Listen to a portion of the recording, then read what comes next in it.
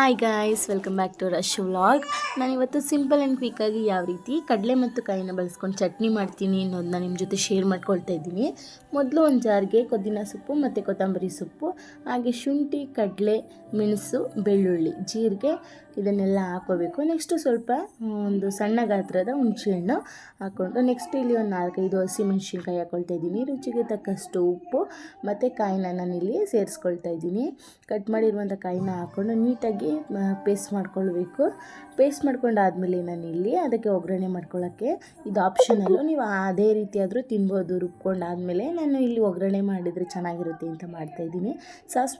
ಒಂದು ಒಗ್ಗರಣೆ ಬಾಣಲಿಗೆ ನಾನಿಲ್ಲಿ ಎಣ್ಣೆ ಬಿಟ್ಕೊಂಡು 3 ಟೇಬಲ್ ಸ್ಪೂನಷ್ಟು ಎಣ್ಣೆ ಹಾಕ್ಕೊಂಡಿದ್ದೀನಿ. ಎಣ್ಣೆ ಹಾಕ್ಕೊಂಡಾದಮೇಲೆ ಸಾಸಿವೆ, ಕರಿಬೇವು, ಜೀರಿಗೆ, ಕಡಲೆಬೇಳೆ ಮತ್ತು ಉದ್ದಿನಬೇಳೆ ಇದನ್ನು ಹಾಕಿ ನಾನೊಂದು 2 ಮಿನಿಟ್ಸ್ ನೀಟಾಗಿ ಅದನ್ನು ರೋಸ್ಟ್ ಮಾಡ್ಕೊಳ್ತಾ ಇದ್ದೀನಿ. ಮಾಡ್ಕೊಂಡಾದಮೇಲೆ ನಾವಿಲ್ಲಿ ರುಬ್ಬಿಟ್ಕೊಂಡಿದ್ವಲ್ಲ ಚಟ್ನಿ, ಅದಕ್ಕೆ ಇದನ್ನು ನಾನಿಲ್ಲಿ ಸೇರಿಸ್ತಾ ಇದ್ದೀನಿ. ಸೇರಿಸಿ ನೀಟಾಗಿ ಅದನ್ನು ಮಿಕ್ಸ್ ಮಾಡಿಕೊಂಡು ಸ್ವಲ್ಪ ನೀರು ಬೇಕಾದರೆ ಕೂಡ ಸೇರಿಸ್ಕೋಬೋದು.